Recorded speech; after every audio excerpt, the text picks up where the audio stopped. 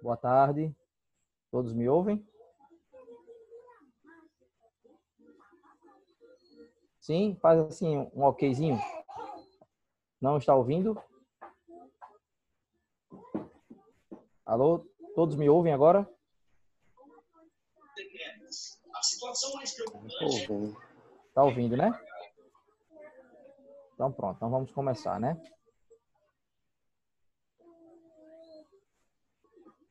Boa tarde a todos e a todas que nos assistem, né? Bem-vindos ao segundo dia de nosso primeiro webinar do curso de Direito da UERN, do campus de Natal. Fico muito feliz com a participação, com a grande adesão dos alunos, da nossa instituição, de outras instituições, até mesmo de fora do país. E quero aproveitar esse momento agora também para desejar um dia extremamente produtivo, um dia de muito aprendizado, e dizer que esse formato de evento é um formato que veio para ficar. Obviamente que eu não estou falando em abolir eventos na modalidade presencial. Eu acredito que isso não vai acontecer, não é essa a proposta, mas certamente esse formato virtual ele será mais uma das possibilidades que nós utilizaremos de agora em diante, né? Porque só para vocês perceberem um pouco, né? Através desse formato foi possível até mesmo trazer para a discussão o professor João Miranda, né? Ontem, que é professor da Faculdade de Direito da Universidade de Lisboa. E isso abre portas para outras possibilidades, né? Outros momentos. Então, ninguém mais segura o curso de Direito da UERN do campus de Natal em relação a esses eventos internacionais. Tá? Então, eu acredito que todos já estão na sala. Então, eu passo a palavra agora ao moderador dessa mesa redonda, professor doutorando Marcelo Roberto, e aproveito também o momento para saudar os discentes expositores, o Danilo e o Hugo. Então, a todos um excelente e produtivo dia e vamos aos trabalhos. Boa tarde a todos. Sejam muito bem-vindos a esse evento que busca, durante esse momento de pandemia que estamos vivenciando, fazer com que a gente continue discutindo os temas afetos ao nosso dia a dia, especialmente as repercussões no âmbito do direito empresarial. E, para nossa alegria, nós estamos participando hoje na qualidade de moderador desta mesa e conta com dois acadêmicos, um da Universidade de Potiguar, o Hugo Barbosa, que inclusive participou como ouvinte de alguma das minhas aulas na Universidade do Estado do Rio Grande do Norte, e com o outro acadêmico, também esse do curso de Direito da UERN, o já conhecido Danilo, que também irá discorrer hoje à tarde sobre os efeitos da pandemia, os efeitos do Covid no direito empresarial. Então, sem muitas delongas, pois o nosso objetivo aqui é trazer o mais rápido possível, mais breve, até pelo formato do nosso encontro, as opiniões e os registros dos palestrantes.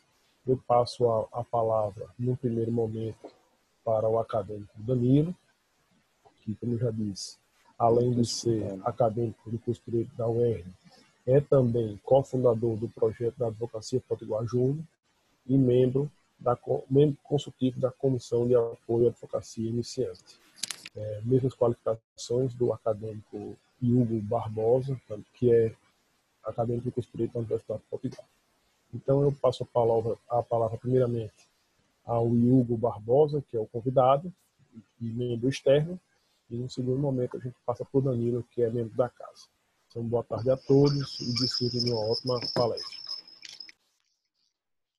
Boa tarde, professor Marcelo. O áudio tá ok? Todo mundo tá ouvindo? Se puder dar um ok aí. Estamos ouvindo, sim. Boa tarde. Só uma parte muito rápido, só para falar de uma coisa que eu acabei esquecendo. Eu peço a todos que estão participando desse momento, né, e que vão participar de outras palestras, que ao final das palestras ou das mesas redondas, vocês coloquem o nome de vocês e o período no final da mesa redonda, tá certo? Coloca o nome completo. Então, assim, os expositores, os palestrantes, não se assustem se os alunos começarem a colocar o nome aí no chat, porque isso aí é um procedimento que a gente está utilizando para a conferência da participação, tá ok? Bom, dando os prosseguimentos, já que está tudo certo.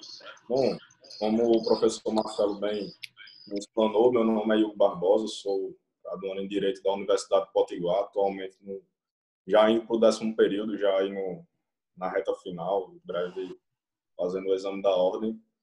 Sou cofundador do projeto Advocacia Potiguar Júnior, acredito aqui que alguns alunos da UERN conheçam, bem como também sou membro consultivo da Comissão de Apoio à Advocacia Iniciante.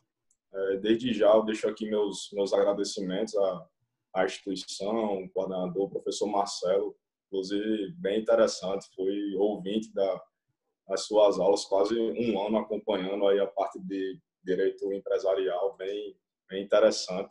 Então, consegui aumentar demais meu arcabouço aí na área empresarial, graças ao professor Marcelo. Então, vou passar a palavra para o Danilo fazer as suas apresentações e vamos seguir com o cronograma. Boa tarde, pessoal. Espero que me estejam me ouvindo bem. Tive umas incontinências aí com o áudio. Mas, primeiramente, agradecer à universidade. Acho que é um momento aí de saudar essa iniciativa da UERN. Sem sombra de dúvidas alguma, você tem... Deixa eu desativar a ordem aqui. Pronto, agora ficou melhor.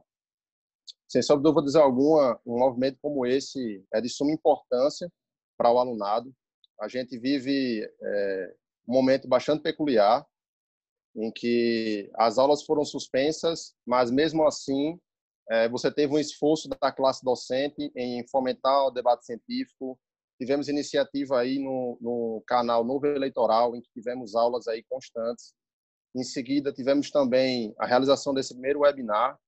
Então, inicialmente, em nome da universidade, eu gostaria de fazer os agradecimentos, primeiramente ao professor Carlos Sérgio, porque tenho certeza que esse esforço foi algo extremamente importante para que momentos como esse aconteçam. Em seguida, eu gostaria de agradecer também aos demais professores da casa que aqui se fazem presentes. É muito importante que discussões como essa sejam mantidas, que a gente faça reflexões sim jurídicas. E esse evento, sem dúvidas, é um marco para a universidade, sem sombra de dúvidas. Estendo também os agradecimentos aos meus colegas discentes, porque é um momento de debate, a ideia é que seja uma mesa redonda e certamente vão contribuir. E, por fim, e não menos importante, agradecer ao professor Marcelo Roberto, porque com ele tive a oportunidade de pagar as disciplinas de direito empresarial e desde aquele momento a disciplina para mim teve uma nova perspectiva. Passei a encarar o direito empresarial com a paixão e me continuo aí sendo estudioso da matéria. Então, esse momento é um momento de muita gratidão em razão de poder estar conversando com meus professores e meus colegas da universidade e encarar esse momento como uma forma de agradecimento. Uma forma de agradecimento a todo o trabalho que professores como Marcelo, como Carlos Sérgio se esforçam aí para que a UERN seja cada vez mais essa universidade de referência, não só no estado, mas a nível nacional, sem sombra de dúvidas. Então, dando continuidade, a gente escolheu um tema bastante peculiar, na verdade, reforçando também essa questão da paixão do direito empresarial. Foi um tema que eu e o Hugo escolhemos por ter uma aptidão e porque também refletimos que esse tema ele merecia uma importância. Debater esse tema é muito importante. E aí a gente separou alguns apontamentos, longe da nossa vontade de querer esgotar o tema. Na verdade, o nosso desejo é contribuir para a reflexão do assunto na esfera do direito empresarial. E como é que a gente pensou em fazer esse compartilhamento de informação? Eu gostaria de trazer um pouco dos conceitos que o professor Marcelo trouxe em sala de aula, que o mais impressionante é saber que conceitos que a gente aprendeu dentro da academia estão totalmente em voga na atualidade. E a gente pretende falar um pouco mais sim sobre os institutos. Então, inicialmente, eu gostaria de fazer uma pequena retomada histórica, falando um pouco do surgimento do direito comercial, em seguida, tratar como foi o surgimento do direito empresarial para a gente discutir os reflexos do Covid-19 na situação atual. E aí, eu gostaria de começar falando da doutrina do Dr. André Luiz Santa Cruz Ramos, uma doutrina, inclusive, recomendada pelo professor Marcelo, em que ele começa falando da concepção de comércio. Então, no início, principalmente na Idade Média, nós tínhamos aí uma concepção de direito comercial. Sequer se existia uma concepção propriamente dita de empresa.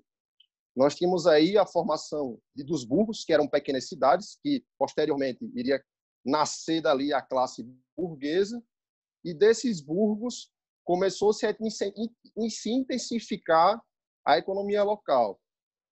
Passada essa questão, nós temos aí um fortalecimento do comércio marítimo, e aí temos também uma extraterritorialidade, e cada vez mais você observa um avançar do comércio e também a legislação necessitando se adaptar a essa realidade. Sempre essa construção do fato, valor e norma, o fato acontecendo e o direito precisando se adaptar a essas questões.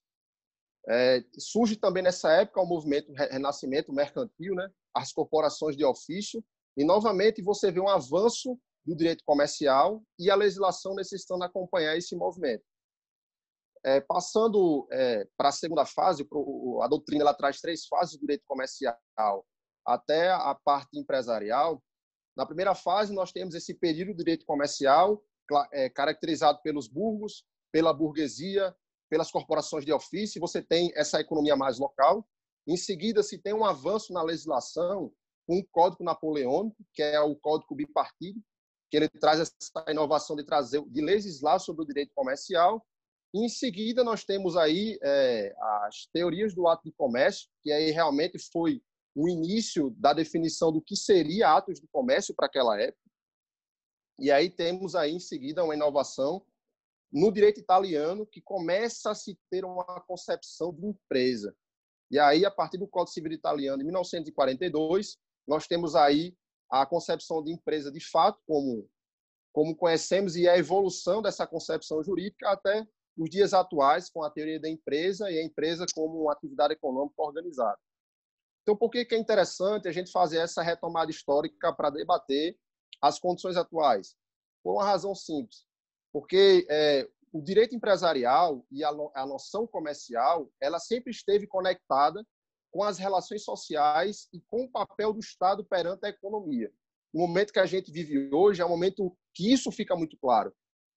E aí, em seguida, trazendo aí um pouco da doutrina do professor Marcelo Novellino, que ele faz uma relação acerca do entendimento do direito empresarial também com as gerações dos direitos fundamentais, aquelas gerações que a gente conhece. Então, a gente tem a primeira geração, primeira dimensão dos direitos fundamentais, em que você tem uma relação de um Estado mínimo voltado para uma pauta mais valorizada nos direitos individuais, na propriedade privada, por um resquício de um sistema absolutista, por um Estado que era grande, mas não dava os retornos, os anseios da sociedade.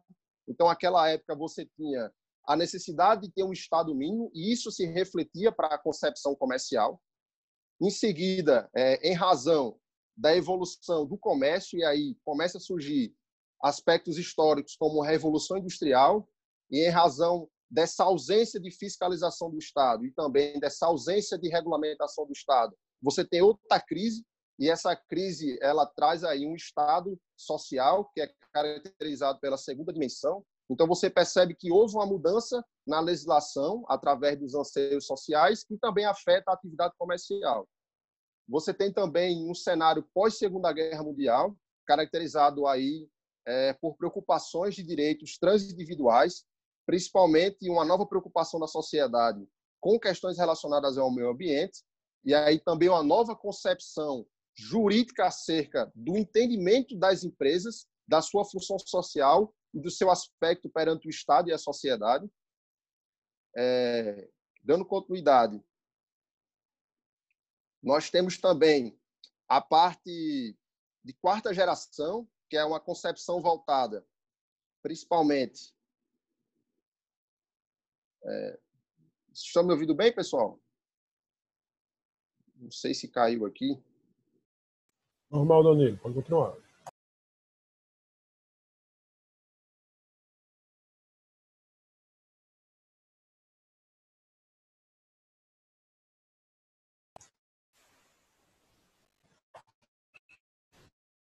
Danilo. Estamos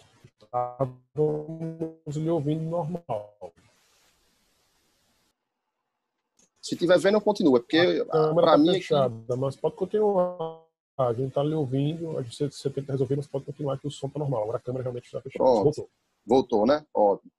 Então, a gente tem aí, pegando essa parte das gerações do direito, nós temos aí a parte do direito de terceira geração, como eu havia dito, e, por fim, Marcelo Novelino finaliza falando da importância da globalização e desse impacto dessa quarta geração, também voltado para o direito empresarial, pautada na questão da globalização, do pluralismo e da democracia.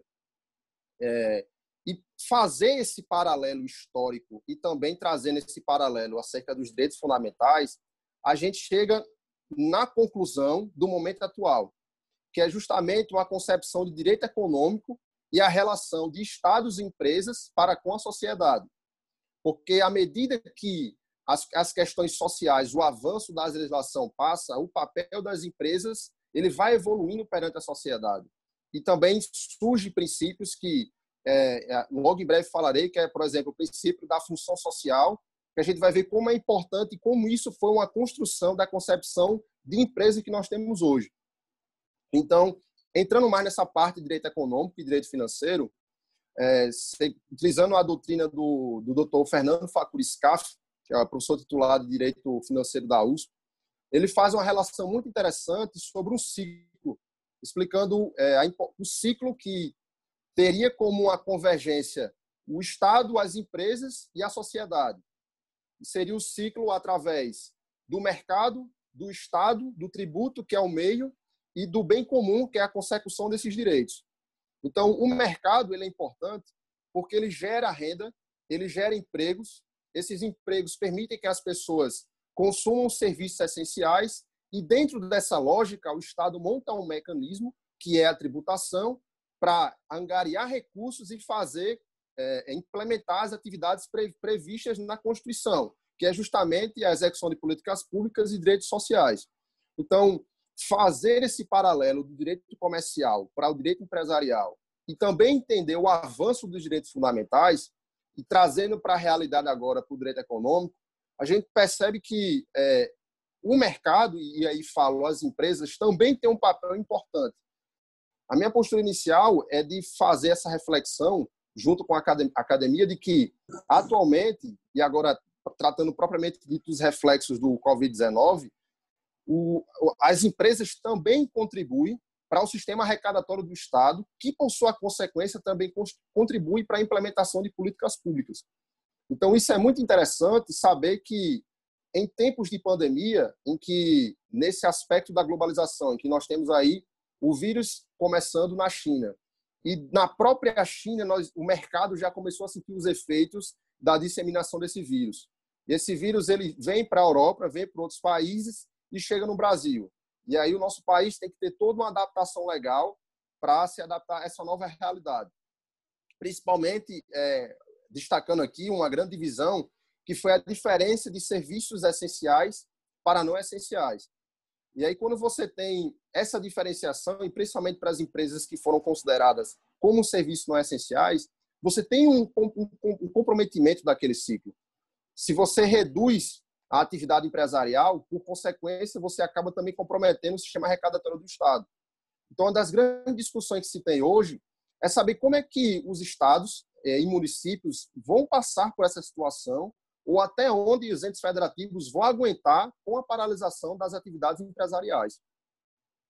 E reforçando também, continuando com essa linha de raciocínio, os conhecimentos que a gente vê em sala de aula, aqui eu fiz essa retomada histórica, mas não só nela, não só também na questão do direito financeiro, mas eu avançaria também para os princípios do direito empresarial sendo aplicados na nossa realidade. Então, a gente vê principalmente princípios como a preservação da empresa sendo de extrema importância para a situação atual.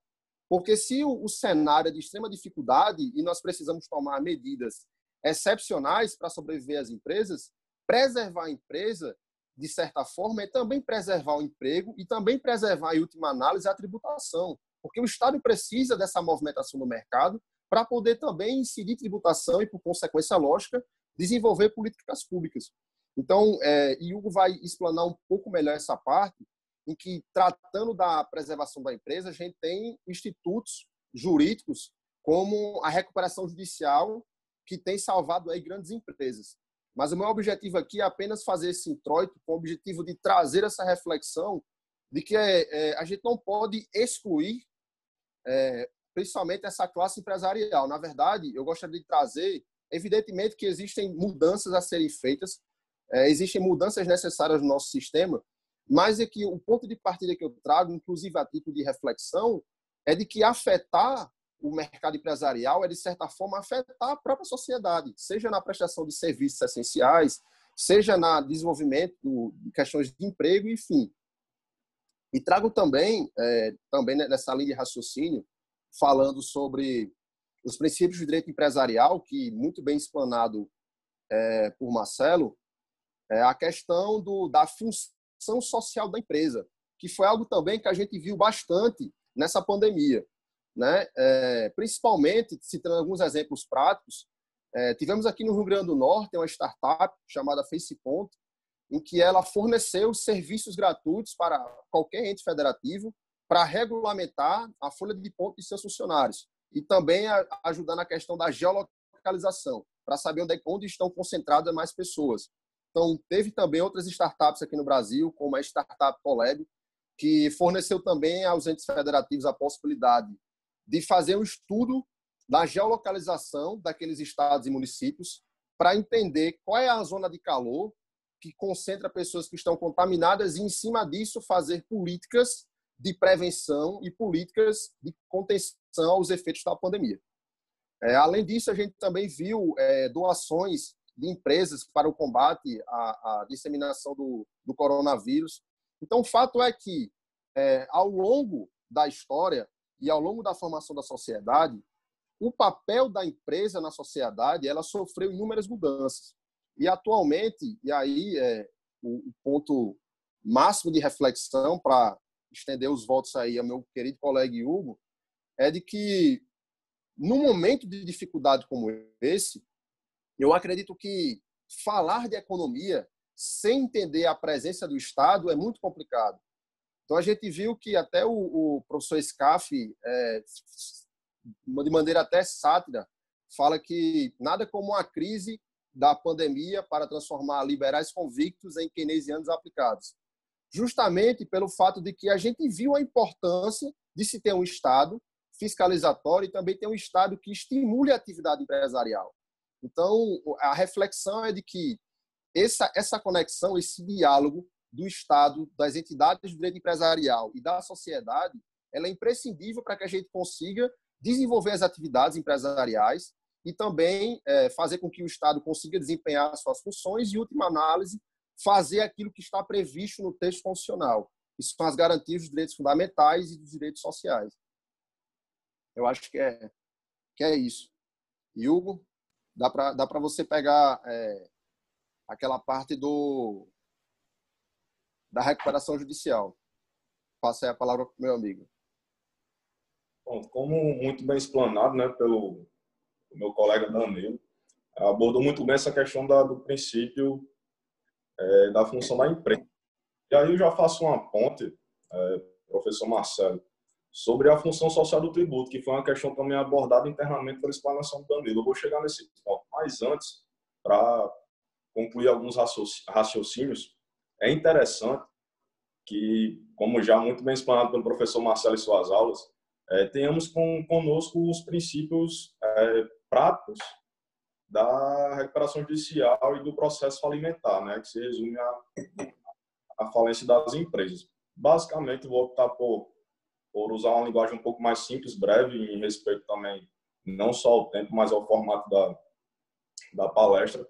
Mas o processo de recuperação judicial, basicamente, gira em torno de uma medida extremamente legal para buscar recuperar créditos e resgatar débitos de empresas. Basicamente, em um grande resumo, é isso. A divergência que existe direto para o processo falimentar, que é já na parte de falência, ambos regidos pela Lei 11.101, é que a empresa já está numa situação um pouco mais complicada, né? Digamos assim, aquela situação já no vermelho. Então, o processo já é totalmente diferente. E, obviamente que ambas têm suas diferenças, têm suas peculiaridades e, consequentemente, não vou me estender muito, porque se eu for, então, o assunto é bem extenso.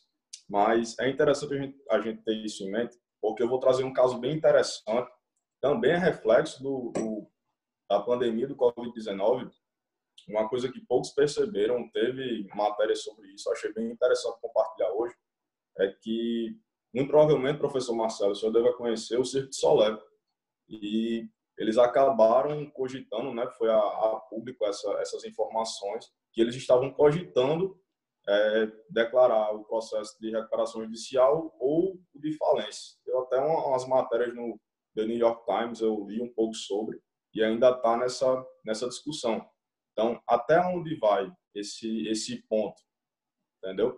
A crise em si é muito ampla, muito ampla. Então, empresas que, em tese, bem, entre aspas, em tese, conseguiriam aí perdurar por muito tempo, segurando, financeiramente falando, não conseguiram segurar nem 2 meses, 3 meses. Então, a gente já consegue ver grupos empresariais aí já numa situação bem catastrófica também.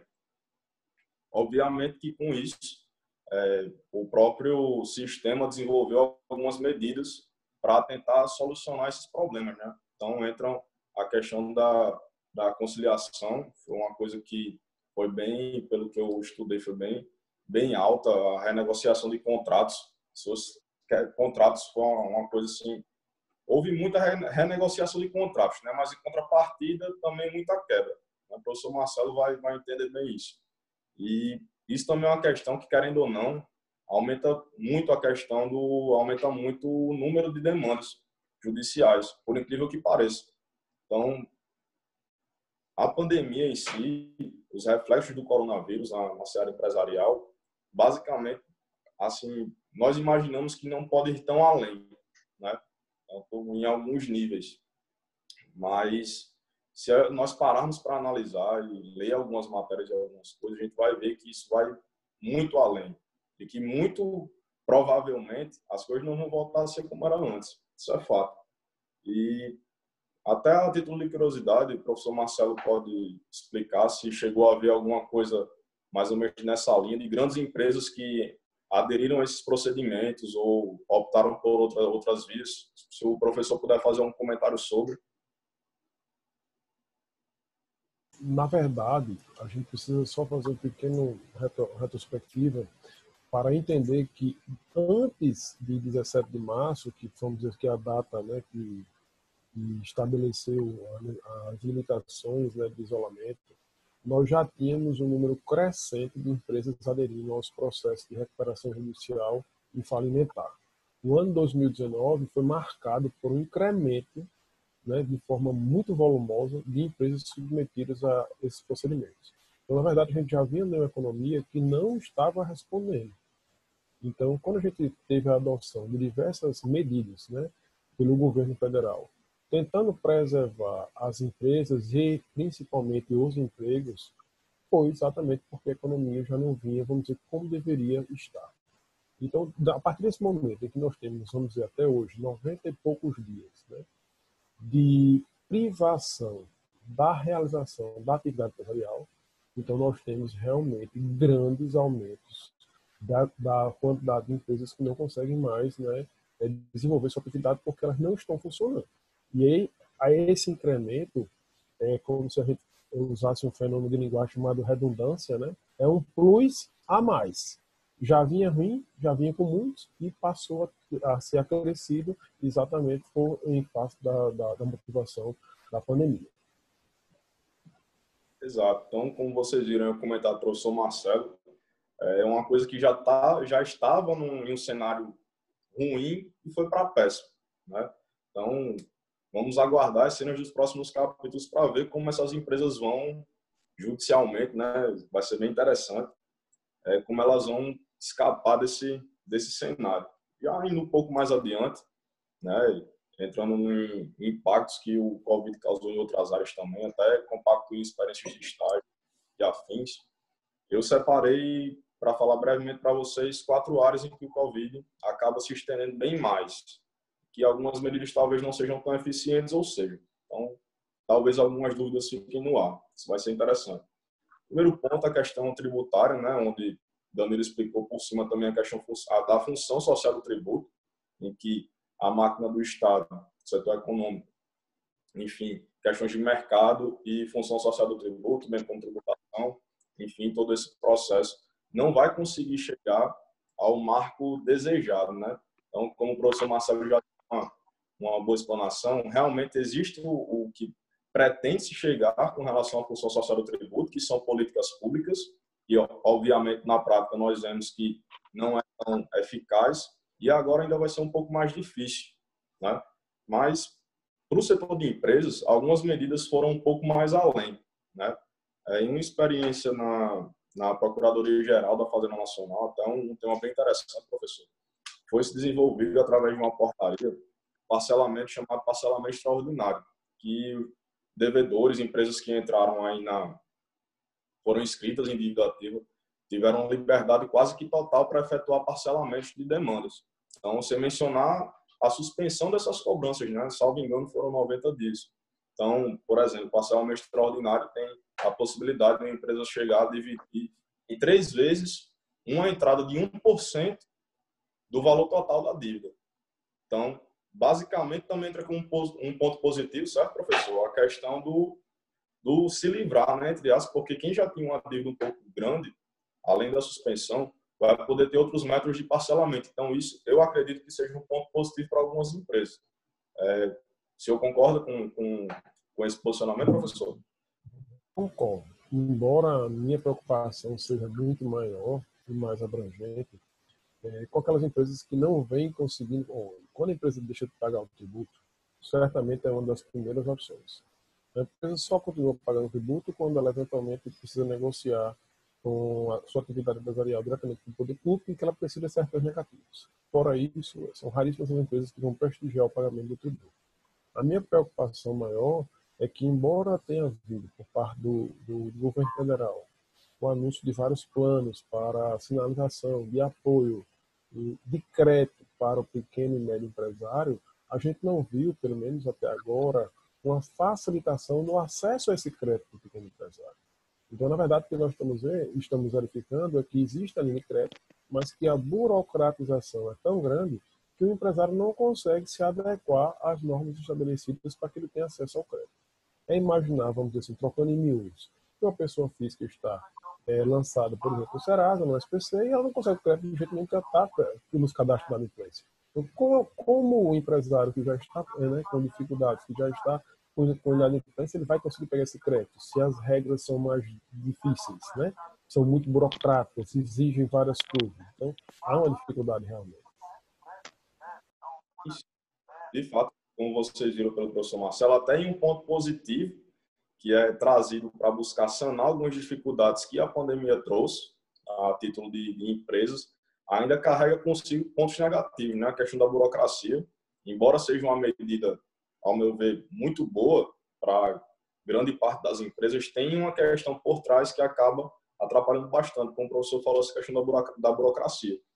Mas, seguindo um pouco mais adiante, separei a questão da parte contratual, também uma coisa que eu li e achei bem interessante, alguns métodos de resolução de conflitos que já vinham sendo testados, agora foram aprimorados, então contratos entre particulares agora têm soluções bem mais rápidas e ágeis para renegociação, principalmente de valores. Acredito que um dos principais sejam contratos de locação, foram uns que tiveram muitos reajustes nesse período de pandemia, e enquanto perdurar, né, no caso, já avançando um pouco mais a parte né, a questão do home office, né, professor, foi uma coisa adotada por praticamente grande parte da população. Se fosse chutar aqui, diria que quase 100%. E não só os tribunais, as ferramentas jurisdicionais têm optado pela prática do home office, né? Consequentemente, as empresas também tiveram que se adaptar a esses a esse funcionamento, que para algumas um pouco difícil, para outras já um pouco mais fácil. Inclusive, faço até um ponto a título até de curiosidade, professor. Como foi que se encaixou isso lá no tribunal?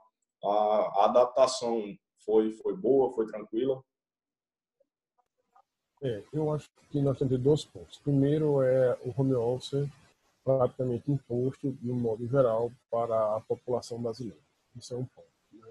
Que só isso aí renderia certamente uma palestra inteira. Mas vamos procurar ser bem breve aqui. E isso afetou diretamente as famílias, afetou tudo, né? Especificamente no caso do TRT, nós temos uma situação um pouco mais, vamos dizer assim, vantajosa, né? Na medida em que, por exemplo, o tribunal forneceu os equipamentos para o desempenho do home office. Então, todos os servidores tiveram a oportunidade de, se não dispuserem do equipamento em casa, retirar seus equipamentos de trabalho, computador, mouse, telas, tudo. O que era necessário, cadeira, enfim, para que desempenhem sua atividade em casa. Mas eu acho que, assim, especificamente em home office, o que a gente deve pensar é que, pelo menos eu, na minha visão pessoal, eu imaginava uma redução da produtividade, né, diante das questões diversas de realização de trabalhos em casa, com a família, sem poder sair, etc. Mas, na verdade, pelo menos no TRT da 21ª região, o que ocorreu foi o inverso, né? Na verdade, houve um acréscimo, um incremento na produtividade durante esses meses, 90 dias que nós estamos realizando o isolamento. Mas esse tema realmente é um tema instigante, porque nós temos aí outros trabalhadores, especialmente trabalhadores seletistas, né, que foram compelidos ao home office e nem sempre receberam da empresa, efetivamente, os equipamentos. Tiveram que muitas vezes bancar para continuar, né, desempenhando suas atividades. E imagina, pessoal, o empregado é obrigado a bancar, comprar equipamentos para poder trabalhar. Aí a gente pode dar uma resposta objetiva, mas eu prefiro fazer uma reflexão. O que ocorre, né, eu devolver uma pergunta, na verdade. O que ocorre com o empregado que é acionado para a empresa para adquirir equipamento, para realizar sua atividade, e ele não faz essa aquisição? O que é que ocorre com ele? Deixa essa reflexão e você segue. Eu já estendo essa reflexão também aos colegas que estão ouvindo, né? Porque realmente, professor Marcelo, se nós formos entrar muito a fundo nesse aspecto, é uma coisa que, mesmo que diferindo a parte teórica da prática, ainda vai se estender demais, né? E, infelizmente, como o senhor bem falou, é uma questão praticamente imposta, né? Bom, já eu, uma questão um pouco mais pessoal, já tinha a prática do home office, então para mim já foi, para adaptar, já foi um pouco mais tranquilo. Mas, por exemplo, não se compara, obviamente, ao funcionamento de uma vara, por exemplo. Então, as adaptações vão sendo praticamente forçadas, até com relação aos contratos, professor. Outra reflexão também que eu acho interessante é como é que ficam os contratos que foram suspensos e que, no possível momento de demissão por justa causa, podem contar com um verba rescisória, né, pelo tempo que perdurar. Então, temos situações bem conflitantes no decorrer dessa pandemia. E, obviamente, que rezamos para que tudo se encontre do jeito certo. E para já ingressar na parte final, o aspecto previdenciário, que abrange inúmeras discussões, mas trago também a título de reflexão uma coisa que tem sido discutida, alguns com muito efeito, outros já com menos efeito, uns mais para lá e outros para cá, com relação a se é cabível o auxílio-doença com o Covid-19. Eu gostaria muito de ouvir a opinião do professor com relação ao assunto. Totalmente. Nós estamos diante de uma patologia nova em que, efetivamente, se a gente parar um pouquinho para pensar, por que nós entramos no isolamento em 17 de março? Na verdade, quem tiver médico na família ou conhecidos vai saber que nós entramos no isolamento com casos mínimos, né, de aquela data de Covid, porque ninguém sabia tratar com essa doença tão séria, né? Talvez hoje, 90 dias depois, haja o início de um protocolo de atendimento médico para tratar, mas ainda não temos a solução. Todo dia nós temos uma quantidade muito grande de óbitos, né? E é uma doença que parece mais uma loteria esportiva. Pessoas têm a doença, não sentem nada, nem sabem que tiveram, somente através de exame descobrem. Pessoas têm sintomas muito leves de coriza, febre, dor no corpo, e outras pessoas extremamente graves, né? E muitas não resistem. Então a gente não sabe como lidar ainda efetivamente. Mas naquela época lá atrás, em 17 de março, aí era que não se sabia nada. Hoje, graças a Deus, nós estamos sentindo, estamos vivenciando um momento de pequenos avanços. Os estudos estão acontecendo por todo o mundo. A busca de uma vacina para essa doença ela está sendo noticiada por diversos canais, por diversos países, né? E se Deus quiser, nós vamos encontrar para poder sair dessa situação atípica que nós estamos vivenciando.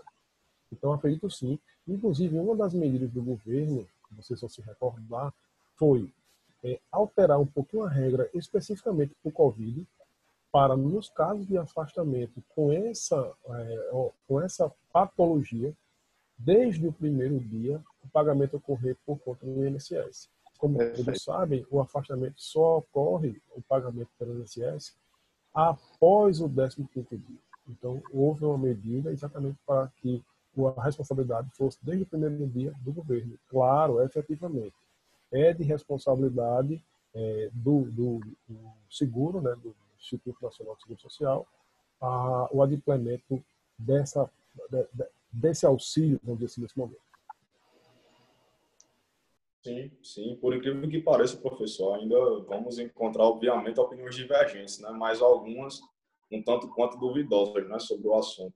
Então, para os colegas que estão ouvindo, eu deixo aberta a leitura, é um tema muito interessante. Inclusive, como aluno, digo que ele cabe muito bem em um artigo, o professor vai poder confirmar isso. Mas já vou avançando, questões de tempo, aos agradecimentos finais, né? Deixo aqui meus agradecimentos ao coordenador, professor Marcelo. Nunca vou esquecer das aulas que eu fui do professor Marcelo lá no UERN. Sensacional. Deixo aqui agradecimentos a todos que estão ouvindo, prestam atenção aqui na nossa palestra. Espero em breve organizar outras coisas com a UERN, uma faculdade sensacional, uma universidade assim, fantástica. E basicamente é isso. Eu vou só fazer um breve relato de um comentário que eu acho que o professor vai simpatizar bastante. E a gente acabou sentindo uma diferença no bolso com relação à gasolina, certo, professor? Aí já tem um peso um pouco mais econômico, né? Uma coisa bem controversa. Sem dúvida, na verdade, esse impacto foi sentido por todos, né? Como o professor Carlos Sérgio abriu esse seminário de hoje, falando que algumas coisas elas não retornarão àquela realidade conhecida no dia 17 de março. E eu queria pontuar para vocês algumas coisas que são afetas ao nosso ambiente acadêmico. Por exemplo, como vocês sabem, os alunos aqui, inclusive, presentes, nós temos as reuniões departamentais, que ocorrem, né, para a convocação, através da coordenação do curso, etc. E tem a representação docente e técnico administrativo. As reuniões realizadas na modalidade telepresencial durante a pandemia tiveram 2 pontos extremamente positivos que merecem ser ressaltados. Primeiro, o quórum. Quórum elevadíssimo durante esse período. Segundo, a pontualidade. Então, é um instrumento que veio para facilitar as coisas e que, com certeza, não vão mais regressar àquela situação de antigamente de reunião presencial. Imagine vocês, dentro da nossa própria instituição, as reuniões dos conselhos superiores, em que os representantes, por exemplo, da UERN Natal, precisavam se deslocar de Natal a Mossoró, e aqui eu tenho certeza que a maioria conhece o estado de Natal a Mossoró, sabe que são, hoje, diante das obras, no mínimo 3 horas e 15 de viagem, então, ida e volta são 7 horas de deslocamento, para uma reunião que muitas vezes ocorria em menos de 1 hora. Então, você passava 7 horas dentro de um carro para passar menos de 1 hora em reunião. Então, com certeza, até por uma questão de economia, e aí do gasto público, da necessidade primordial que nós vamos ter de readaptação de orçamento financeiro público, nós não vamos ter mais esse deslocamento. Isso vai ocorrer em todos os segmentos. Imagine vocês que uma empresa privada que mandava um executivo de avião para São Paulo, para o Rio de Janeiro, para Brasília, eles vão continuar mandando. Imagine vocês que essas audiências que estão acontecendo de forma remota ou telepresencial, elas estão sendo realizadas com os advogados em seus escritórios. Certamente algo vai mudar nesse sentido. O CNJ já expediu portaria no sentido de que a atividade presencial, no primeiro momento, deve ocorrer em 2021. Os servidores do Supremo Tribunal Federal estão em teletrabalho até 20 de dezembro de 2020, ou seja, não regressam mais esse ano. Então, na verdade, nós vamos ter que aprender com as novas tecnologias algumas coisas. Eu queria aproveitar, antes de passar a palavra para o Danilo, fazer as considerações, para lançar aqui um questionamento e queria pedir aos ouvintes, à plateia, a seleta plateia, que respondessem via chat. Nós precisamos retomar as atividades acadêmicas da UERN. E eu queria, com muita tranquilidade, e não estamos aqui procurando identificar quem está contra ou a favor, que os alunos se pronunciassem sobre esse tema. Que os alunos se manifestassem no chat sobre a necessidade desse retorno às aulas. Nós estamos todos precisando retornar às atividades. Eu dou aqui um depoimento. Todos os alunos sabem, né, nós estamos com um grande projeto dentro da universidade, do curso de Direito, da capacitação de professores. Nós temos aqui 7 professores do curso de Direito Natal fazendo o DITA, e nós não paramos nossas atividades acadêmicas. Nós continuamos com aulas regulares através dessas plataformas que estão colocadas. Então, assim, a gente precisa ter a colaboração, a cooperação, o engajamento do alunado para que a gente retorne nesta forma, enquanto a gente não consegue voltar presencialmente.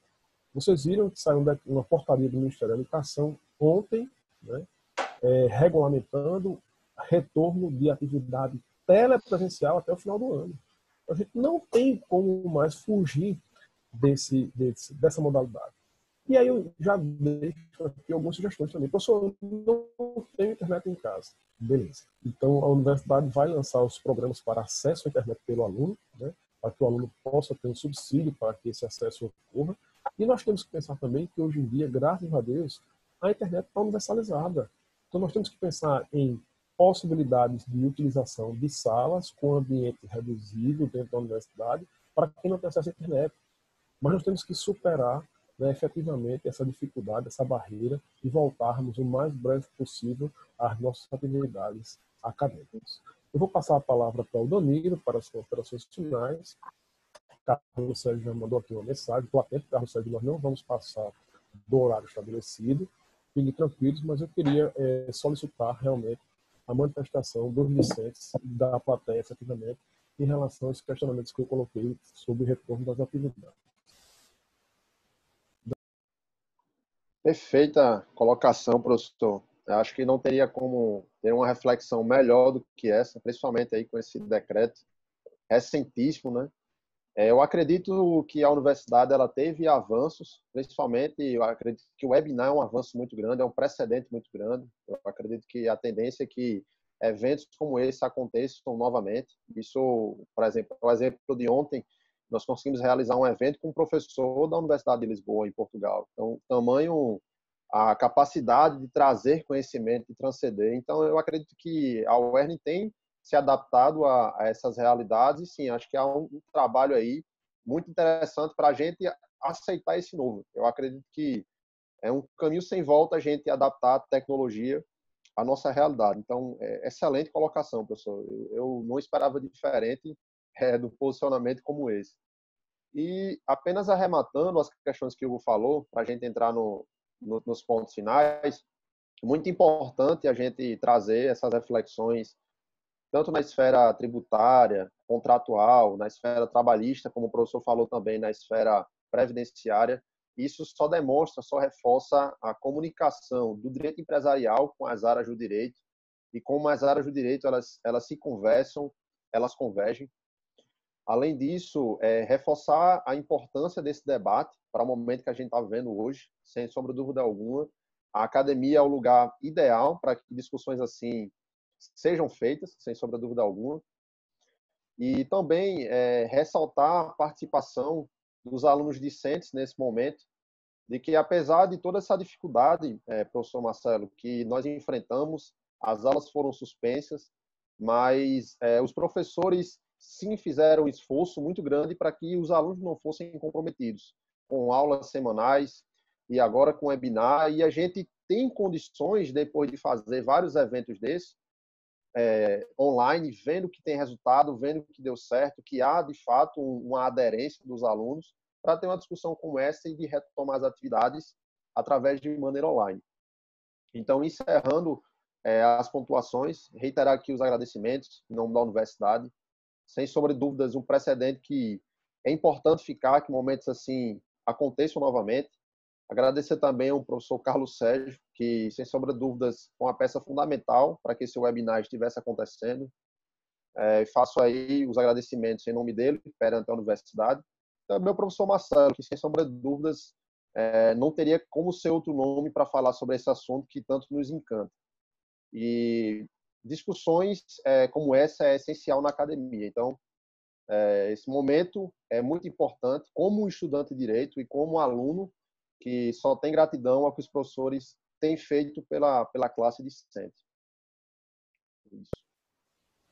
Eu agradeço, né, o empenho, a participação muito boa, tanto do Hugo como do Danilo.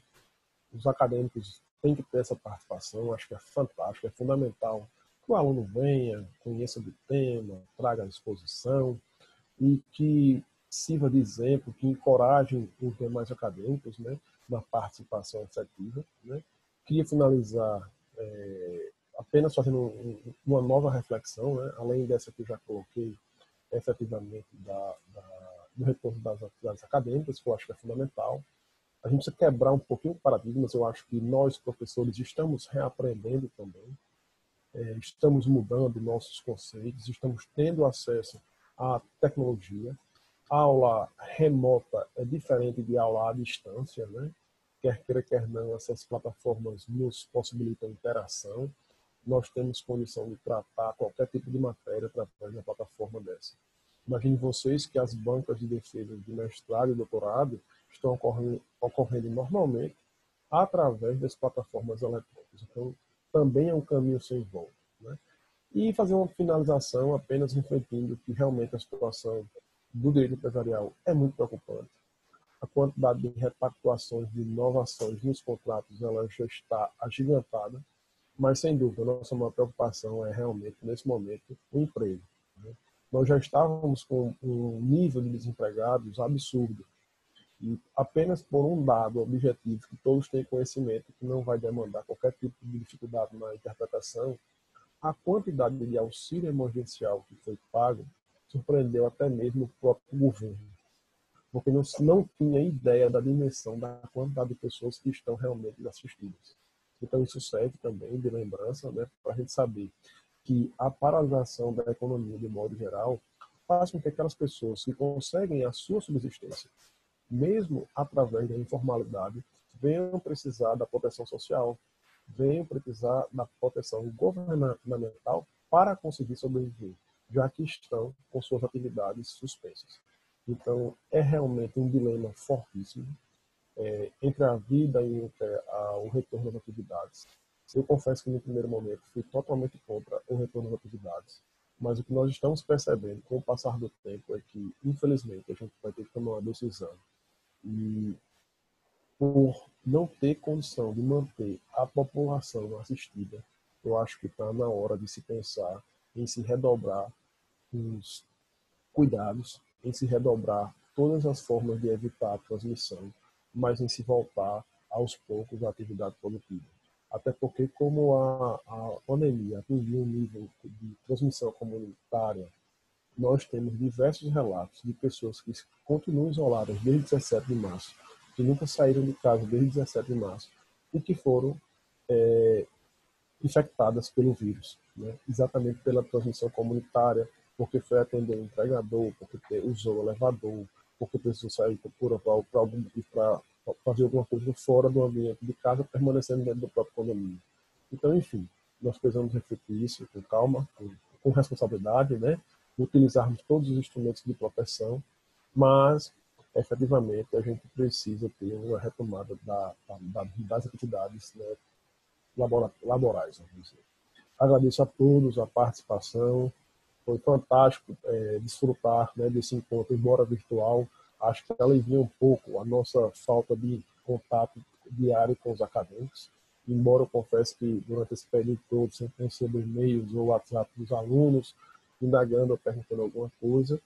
E eu devolvo a palavra ao nosso coordenador, grande responsável e idealizador desse evento. Eu queria reiterar aqui as homenagens já feitas pelos apresentadores. Carlos realmente comprou essa ideia, ele investiu realmente tempo, investiu o trabalho dele para que isso fosse realizado, conseguiu trazer um nome internacional de peso para o evento. Eu acho que realmente está de parabéns, professor Carlos Sérgio, por esta condição. Então, agradeço a todos e me despeço nesse momento, devolvendo a palavra ao nosso coordenador, professor Carlos Sérgio.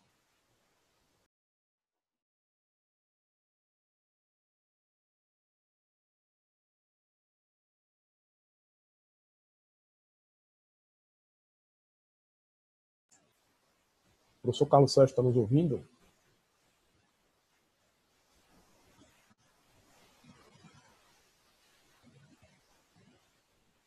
Caso o professor Carlos Sérgio não esteja nos ouvindo, já estou vislumbrando aqui tanto o professor José Eval, que seguirá na coordenação da próxima mesa, como meu querido e dileto amigo Daniel, que é professor da UFRN, e que também, juntamente com o Eval, estará presente na próxima mesa dos trabalhos aqui do webinar. Então, caso o professor Carlos não tenha condição de responder, eu transfiro a presidência dos trabalhos para o professor Eval, para dar continuidade ao webinar. O professor Eval está nos escutando?